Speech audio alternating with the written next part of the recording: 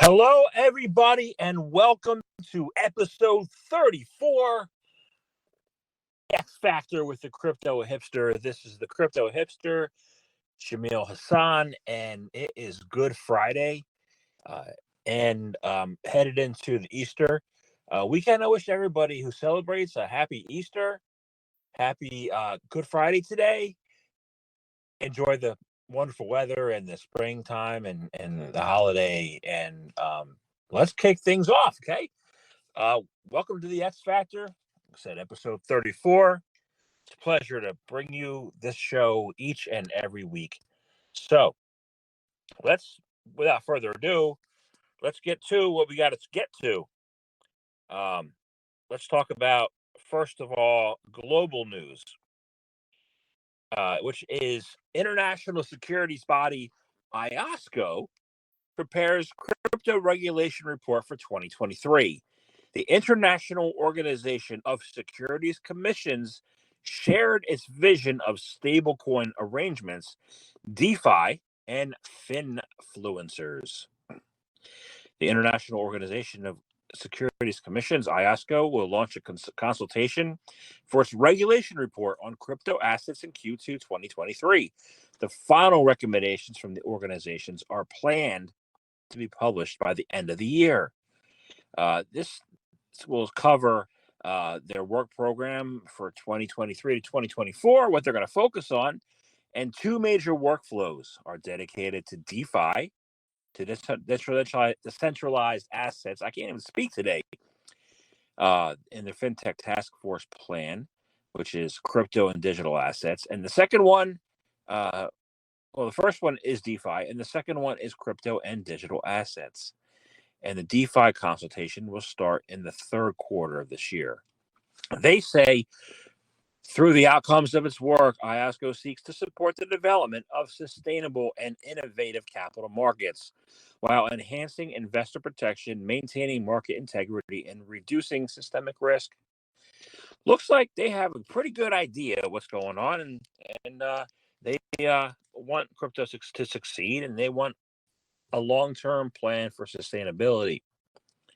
Congratulations. It's a good start. Let's talk about that now. Let's go to the U.S. And, I have been bashing and trashing those who deserve to be bashed and trashed for the past few episodes. And I have some good news on this Good Friday. I don't need to do that today. Yeah, I don't really need to do that today. But actually, before we get to the U.S., I want to talk about one report because it's a company in the U.S., but it's also global. And crypto could eliminate 97% of traditional remittance fees, which is a survey and report done by Coinbase. Okay. Coinbase, a recent blog post. It's only a blog post, but still a report. Anything out of Coinbase is, legitimately said, and they think about what they say before they say it. A recent blog post from cryptocurrency exchange Coinbase indicates a vast majority of U.S. remittance fees for international transfers wouldn't apply to similar transactions conducted using cryptocurrency. According to the exchange's research, the U.S. average fee rate of 6.18% means Americans' average yearly spend is likely close to $12 billion on remittance fees. No wonder the banks don't like us. The banks like to charge all kinds of fees and all kinds of charges. And the Post goes on to state that the average transaction time for such remittances ranges from 1 to 10 days, while similar cryptocurrency transactions usually take 10 minutes. Yeah, imagine waiting 10 days for money. I once deposited a check at the bank and I had to wait 3 weeks for that thing to deposit. And then it took me about 10 minutes to get it all out of the bank and into crypto, which makes a lot of sense to me. A lot of sense.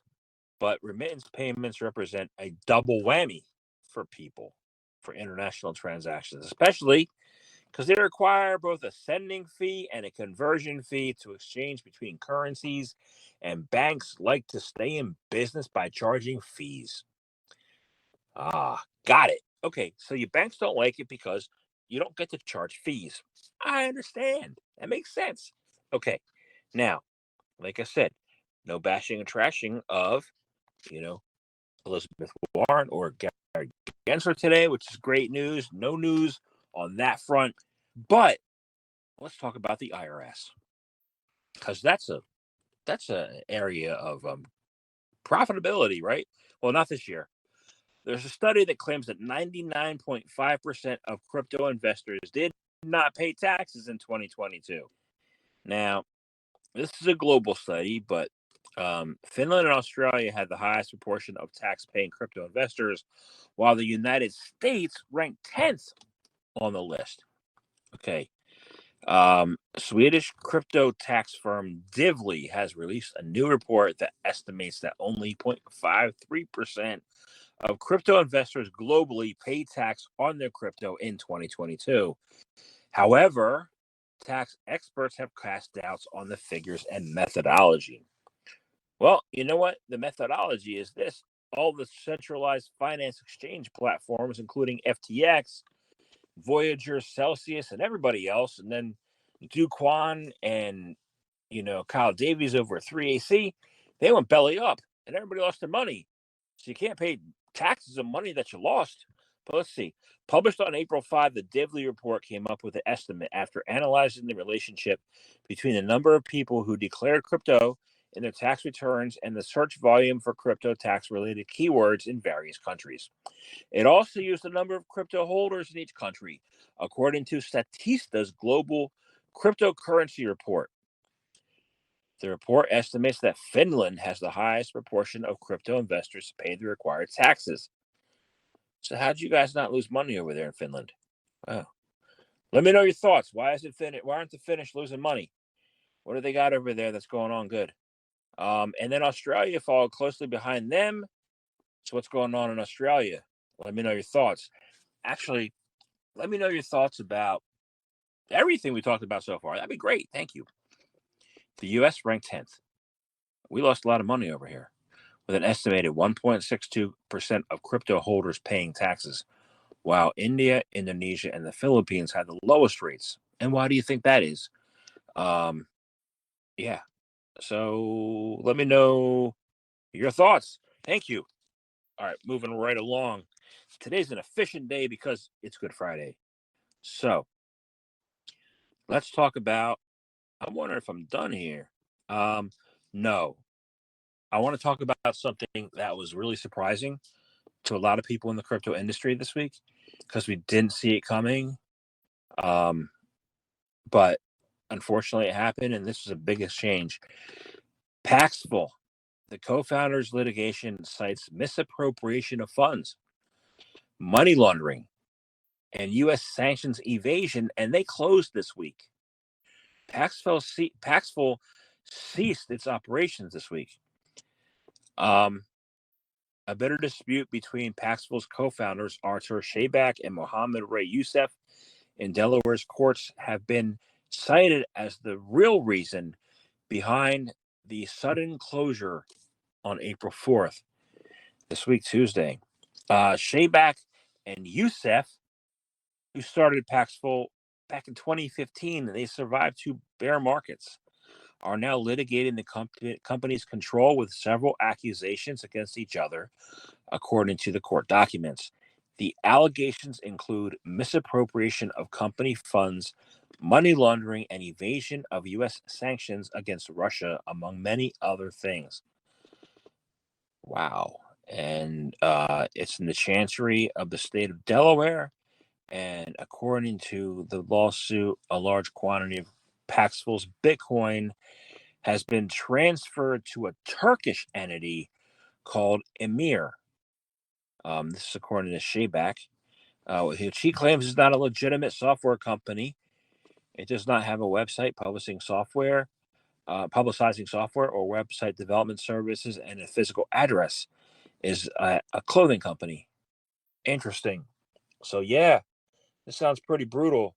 And they were a trusted exchange. So got to be wary in this crypto market downturn and bear market. And some people are saying that the bear market is over. Like Anthony Scaramucci this week said it's over, but there are a lot of things to prove that, or to show that it's really not yet, and with the Litecoin having coming in August or July, late July, that price not moving yet, that was usually a pretty good indicator of the health of the industry.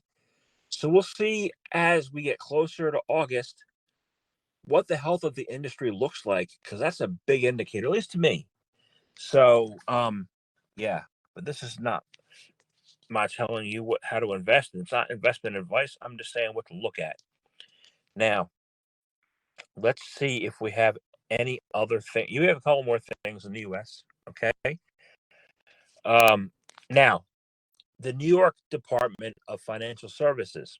Okay, the Adrienne Harris, who's a superintendent of the New York Department of Financial Services, very smart person, has reportedly said the closure of crypto-friendly Signature Bank in March had nothing to do with exposure to digital assets. According to an April 5th report in the Wall Street Journal, Harris made the remarks at the Chainalysis Links conference in New York. She reportedly described the events leading up to the failure of Signature as a new fashioned bank run, calling the idea that it had any relation to crypto exposure ludicrous. That's, so the politicians, Biden, Warren, I said I wasn't going to talk about them. Let's talk about other politicians. I don't know any that are relevant here. They've been saying that it was due to crypto. The bank runs were due to crypto, and that was false. Actually, the bank runs, this might not be ludicrous, were due to having C-suites and board of directors who had no experience in stress testing, didn't know the first thing about CCAR, had no track record or experience in that. And that is one of the things that is most important for a banker, is that skill set. And these guys and gals didn't have it. Let me know your thoughts on what I just said. Okay. Harris also reportedly pushed back against the idea that the U.S. government was actively working to limit certain industries' access to U.S. banking services in what it may have dubbed Operation Choke Point 2.0. We talked about that before. The original Operation Choke Point, implemented by the U.S. Department of Justice from 2013 to 17, targeted banks suspected to have exposure to companies potentially involved in fraud or money laundering. Wow, that was a bombshell drop. Drop those bombs, lady. Let's go. Yeah. So, it's ludicrous. Get some people in the door. Like, you can't just hire like who your friend is, who to do risk management and never did it before. You can't just like assign talent and skill and experience to people who've never had it, because of who instead of what they actually know. And that's what happened here. So let me know your thoughts. Now, I want to talk about, I don't know. I used to drive to Canada sometimes, and I went by this giant waterfall called the U.S. Niagara Falls. Now, this Canada side is more stronger, more powerful, but you know that thing never stops. And so, with Niagara Falls in mind, U.S. Bitcoin has reached a tentative settlement to reopen Niagara Falls mining facility for Bitcoin. Wow. Okay. Crypto miner US Bitcoin Corp has come to a tentative agreement with the city of Niagara Falls that will allow it to reopen its mining operation in the city. According to a local news report, a state Supreme Court judge ordered its plants closed in early March. The settlement still requires the approval of city council. State Supreme Court Justice Edward Pace ordered the plant's closing after weeks of contentious negotiations. But they ordered it reopen again. The company will pay some fines, $150,000, it looks like. and 100,000, 180,000 in legal costs. But U.S. Bitcoin is in the process of merging with Canadian miner Hut 8 in a deal announced last 2 months ago, February. It has facilities in Texas and Nebraska, and according to its website, U.S. Bitcoin uses 90% zero emissions electricity at its plant. So, yeah, El Salvador is using a volcano. Tonga and Fiji are using a volcano. And it just makes a lot of sense to use Niagara Falls as alternative power for Bitcoin mining because those falls never stop. Those falls don't say, oh, you know what? It's midnight. Now let's take a nap. There's no nap for Niagara Falls. Not napping. The water keeps flowing over and over and over again continuously, which provides incredible power, alternative power for Bitcoin mining.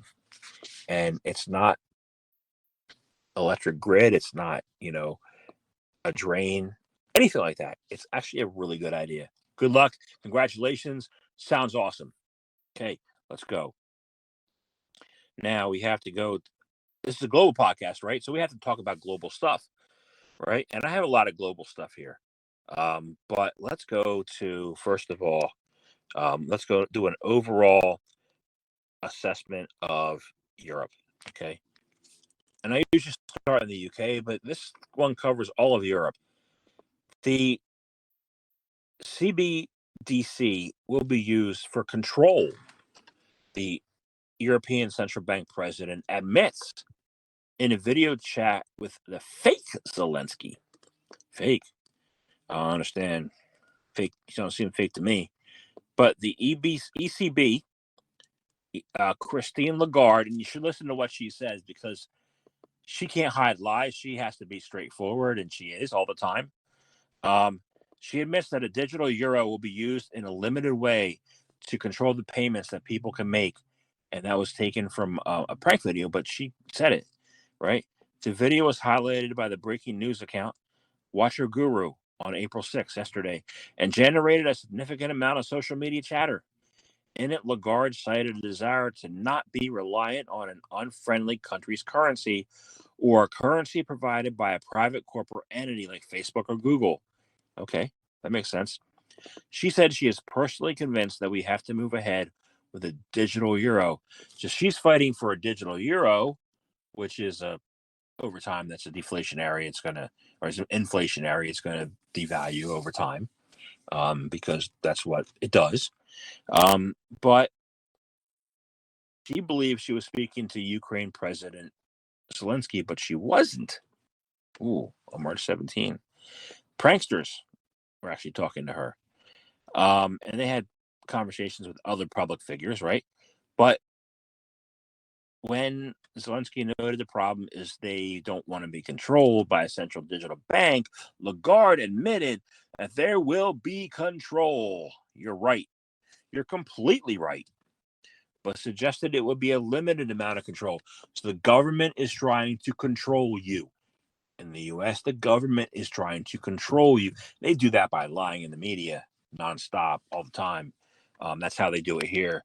But how do they do it over there? I don't know. We'll see what happens. There's riots in the streets in France. I don't know. Let me know your thoughts because you know better than me. So tell me. Let me know your thoughts. All right. Now we can go to the UK. So let's go to the UK. All right. Come on, man. There we go. UK uses Love Island star to warn finfluencers on crypto and investment schemes. I like that. Love Island. What goes on there? I know it going on in the 1980s on the TV show The Love Boat, but what goes on? So anyway, the financial and advertising regulators of the United Kingdom have teamed up to send a warning to social media finfluencers, telling them to stop promoting illegal get-rich-quick schemes or face law enforcement. The FCA and the Advertising Standards Authority, ACA, made reference to cryptocurrencies and non-fungible tokens in their April 6th statement, which laid out a 7-part checklist to ensure that influencers stay within the bounds of the law. Well, checklist. Whoa, let's see what it says. The checklist asks influencers to consider whether they're the right person to be promoting the financial product and stakes that their followers may lose all their money from in the investment. Okay, let's see. Let me see the steps. It doesn't say the steps. You got to check out. You got to check it out. But they have a point. They have a point. Some of the greatest influencers never worked. Some of the people that you listen to the most only worked at, like I say, a Facebook for a year or somewhere for a year and actually have no experience or track record. And so ask yourself why you assign expertise to people who say they're experts, but the track record doesn't align at all with being experts. And why do you follow their advice when you can do research on your own that will far exceed their capabilities? It's a question. Let me know your thoughts because, you know, that's how it is. It's not just how it is. Well, it is how it is. It's not how it should be. So let's go to Germany. Germany plans to issue electronic shares on blockchain to boost startups. Under the Future Finance Act, the German government is pushing for more welcoming regulations for startups working with financial innovation. The German government is pushing for that. Welcoming regulations for startups working with financial innovation in the country, according to the legislation. Future Finance Act. The future of finance.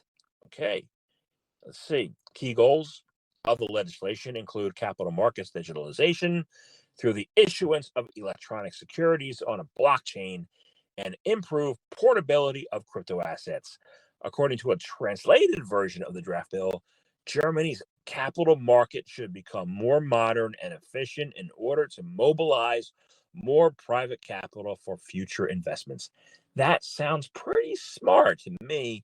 There are some really good crypto projects that have come out of Germany that are still in Germany, and you just gotta. I'm not gonna tell you what they are.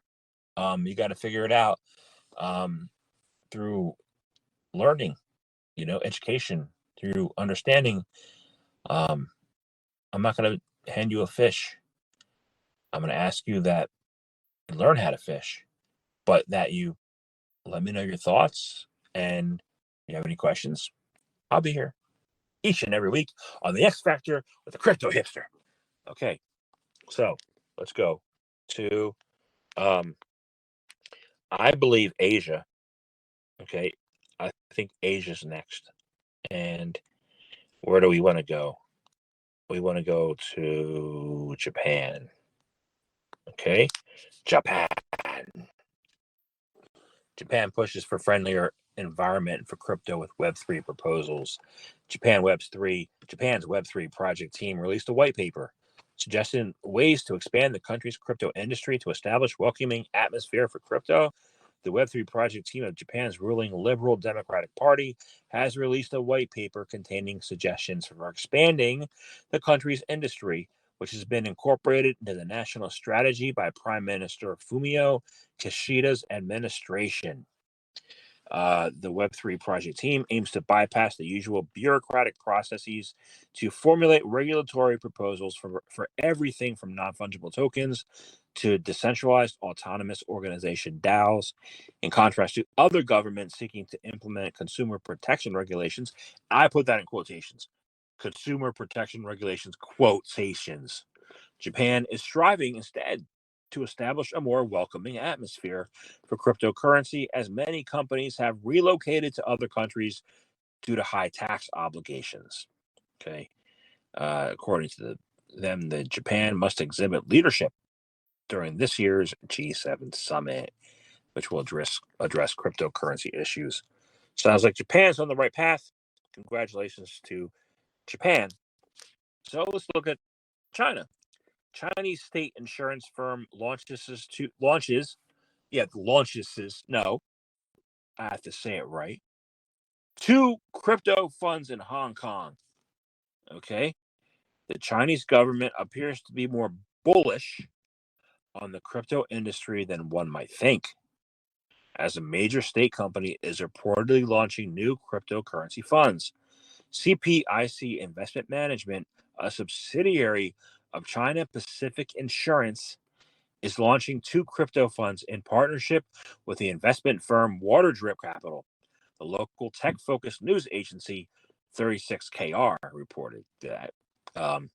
According to owned by the central government of China, the Shanghai Municipal Government and China Securities Finance (CPI) is the second largest property insurance company in mainland China after the People's Insurance Company of China. The new crypto funds reportedly include a venture capital fund called the Pacific Waterdrip Digital Asset Fund 1, which will focus on early stage blockchain projects. And the second one is the Pacific Waterdrip Digital Asset Fund 2, which will reportedly manage proof of stake digital assets.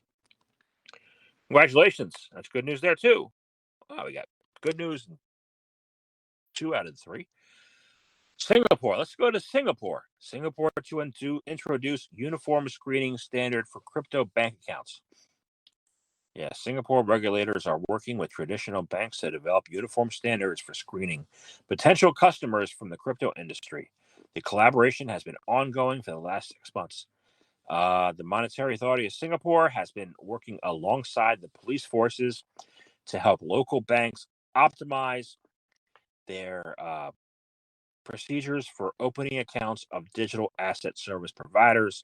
After a half year of cooperation, its results and conclusions for risk management and due diligence will be published in the next 2 months. Okay. Guidelines will cover NFTs, stablecoins, gaming, streaming, DeFi, credits, everything like that. Congratulations to Singapore. I told you I wasn't going to say Gary Gensler, but Mr. Gensler, are you listening to all the progress being made in other countries of the world and how they're looking at their old antiquated laws and saying, this doesn't apply anymore? Not, oh, we have a way that's 100-year old. What's the way is it? No, they're saying, you know what? Our old ways, they don't work. And you know what? We need new ways for a new asset class. Not, oh, it's a little tall. No. A new ways for a new asset class. Let me know your thoughts on that, okay? So, Hong Kong. All right, let's go to Hong Kong. Hong Kong's crypto rules set a high bar for good reason, says an SEC advisor. The standards for virtual asset service providers, VASPs, in Hong Kong are set incredibly high, as the Securities and Futures Commission wants the crypto industry to match the same compliance standards as traditional financial firms. Speaking to Cointelegraph, yeah, that's where I got this article from, Cointelegraph. Thank you, Cointelegraph. I got to give a shout out. At the Hong Kong WOW Summit, Lucy Gasmararian, the founder of crypto venture firm Token Bay Capital and an SFC FinTech Advisory Group member, explained that while the bar is set high, it's in place for a good reason. The SFC published a consultation paper on February 20th, which considered whether licensed VASPs should serve retail investors and what standard of investor protection measures should be imposed. AML, KYC policies were discussed, and Lucy says, the standards are incredibly high because the SFC's approach is to ask VASPs to apply the same standards that existing financial institutions like huge banks and huge asset managers have to comply with. That's smart. Oh, yeah. North Korea. We're going to North Korea now, so Rogue Nation. Let's see what we're going over here because it's something wrong. North Korea and criminals are using DeFi services for money laundering, says the U.S. Treasury. A new report from the U.S. Treasury Department analyzes DeFi. It concluded that actors from the Democratic People's Republic of Korea, as well as other scammers, are able to exploit vulnerabilities to facilitate money laundering.